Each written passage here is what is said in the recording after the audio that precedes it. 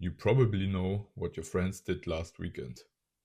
You saw the restaurant they went to, you saw the concert, you saw the drinks, the holiday pictures, and the blurry photo someone posted at 2 in the morning.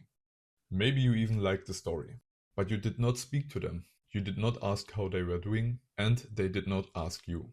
That is the strange reality of modern friendship.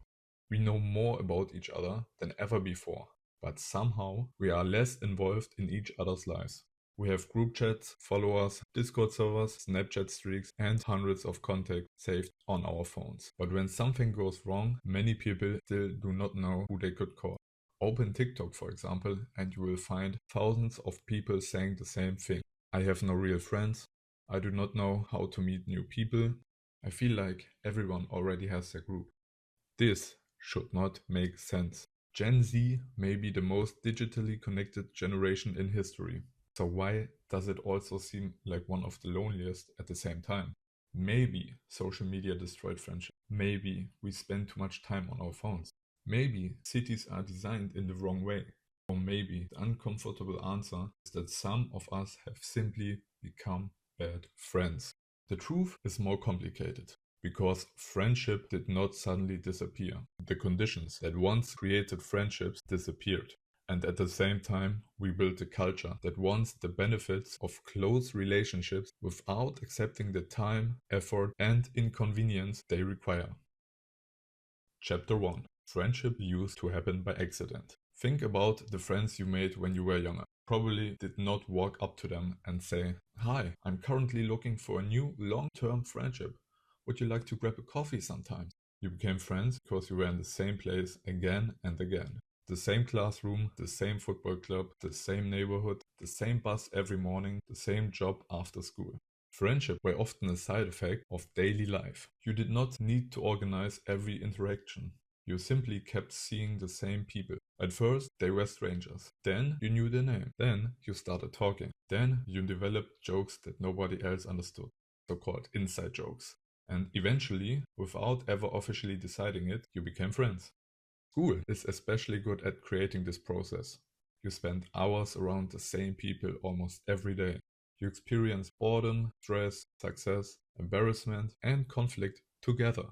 You have time to slowly discover who someone really is. But then, school ends. People move away for university, they begin working, they enter relationships, they move to different cities, their schedules change.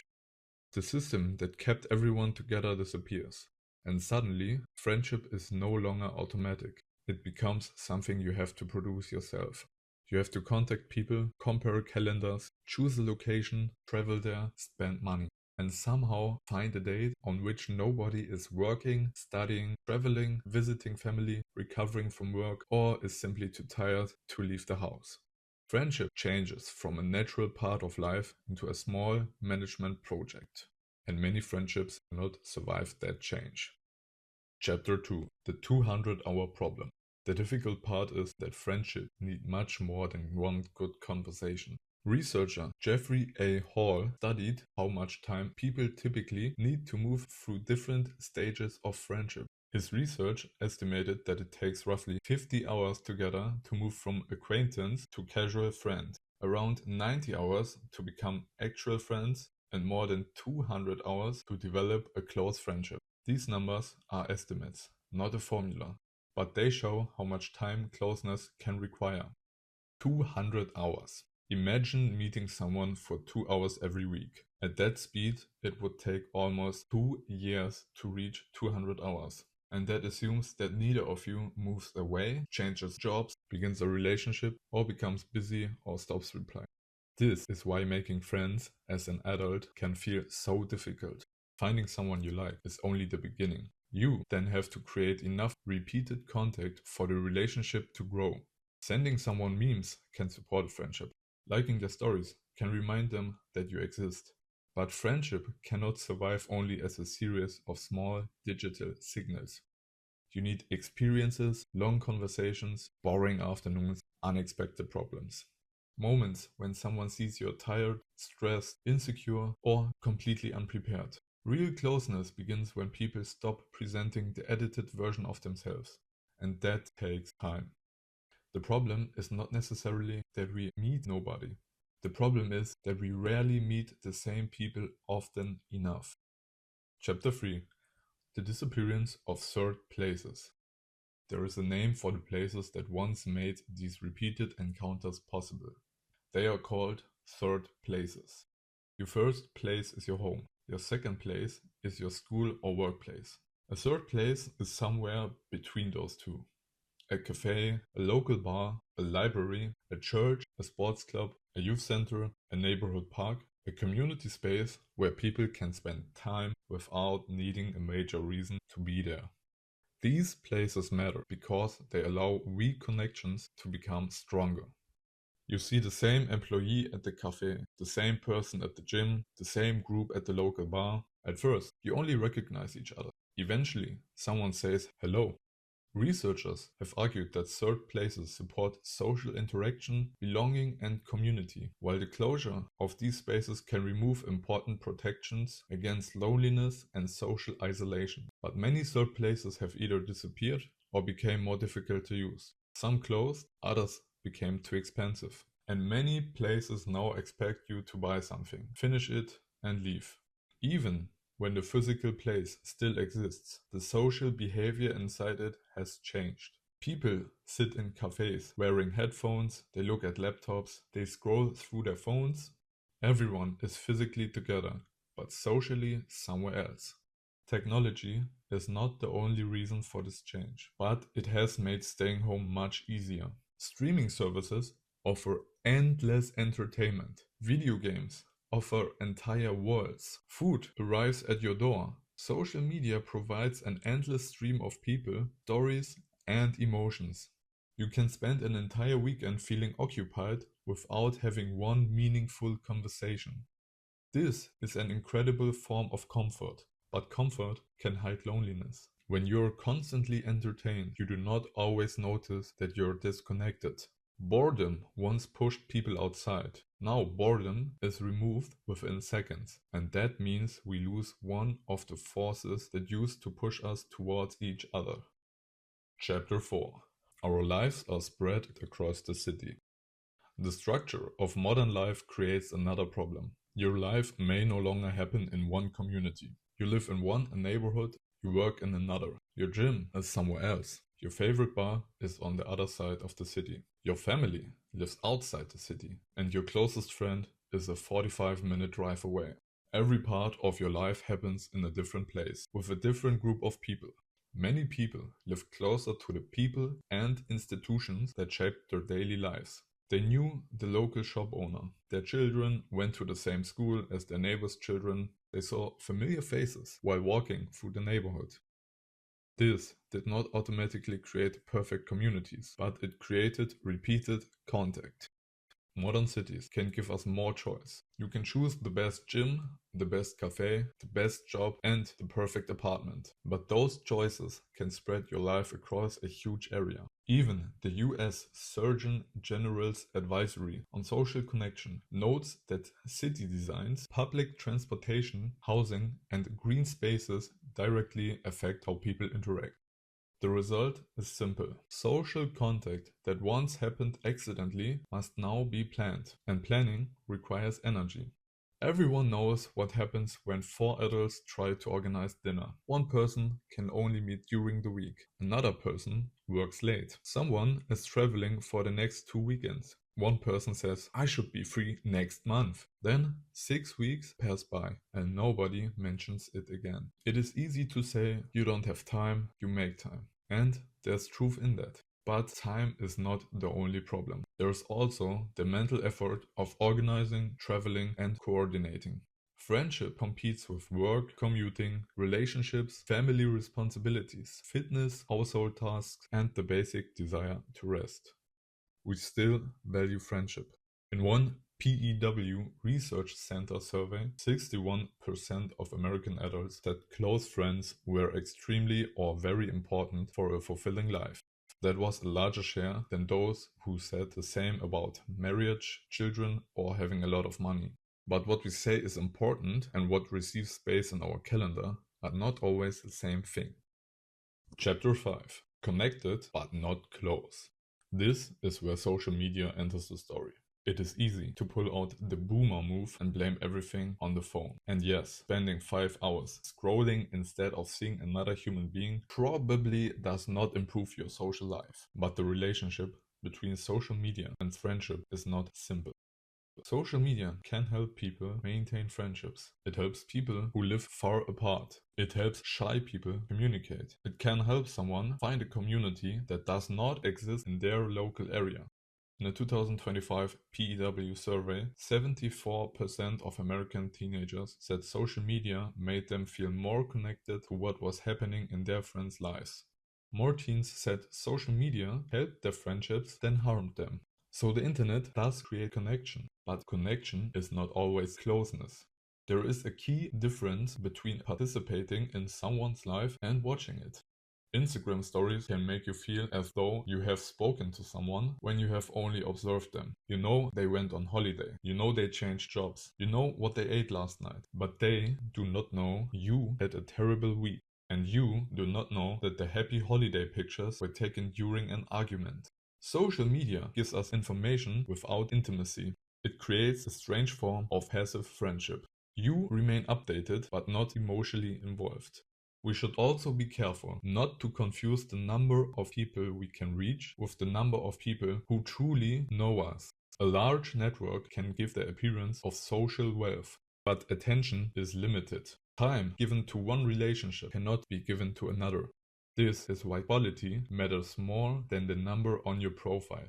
Recent American time use data also shows the larger shift. In 2025, people were less likely to spend time socializing and communicating on an average day than they were in 2015. Average time spent on those activities also fell, while time spent gaming or using computers for leisure increased. That, of course, does not prove that gaming or social media caused the decline, but it shows how our daily behavior is changing. The technology may not be replacing friendship directly. It may simply be filling the empty space where friendship would have developed. Chapter 6. Have we become bad friends? So far, it would be easy to blame society. The cities are wrong, the phones are addictive, work takes too much time, third places are disappearing, and all of these factors matter. But there is another question. What if part of the problem is us? Not everyone who feels lonely is a bad friend. People struggle with anxiety, depression, illness, money, work, family responsibilities, and countless other problems. Some people are isolated because they genuinely lack opportunities. This is not about blaming every lonely person for their loneliness, but many of us should still examine how we treat friendship. We want friends who contact us, but do we contact them? We want friends who support us, but are we available when they need help? We want people to organize plans, but do we ever organize them ourselves? We feel disappointed when somebody cancels on us. Then we cancel on them because we are tired. Some people only want to meet when the plan is exactly what they want to do. At the right location, at the right time, with the right energy level. They treat every social plan like a product that must perfectly satisfy them. But friendship is not a subscription service. It cannot always be convenient. Sometimes friendship means doing something that would not have been your first choice. It means watching a film your friend wants to see, traveling further than you wanted, listening to the same problem again, or waking up at 8 on a Saturday morning to help your friend move, even though you would rather stay in bed. That inconvenience is not a failure of the relationship. It is part of the relationship. Chapter 7. When self-care becomes isolation. Modern culture correctly teaches people to establish boundaries, to protect their mental health, to stop sacrificing themselves for people who treat them badly. These are important lessons. But the line between self-protection and avoidance can become blurry. Sometimes protecting my peace means leaving a harmful situation. Sometimes it means avoiding a slightly uncomfortable conversation. Sometimes I don't have the capacity, is completely honest, and sometimes it means I would rather stay home because this relationship requires effort. Not every uncomfortable situation is toxic. Not every disagreement is a reason to end a friendship. Not every request is a violation of your boundaries. Relationships create friction because other people have their own needs, emotions, and schedules.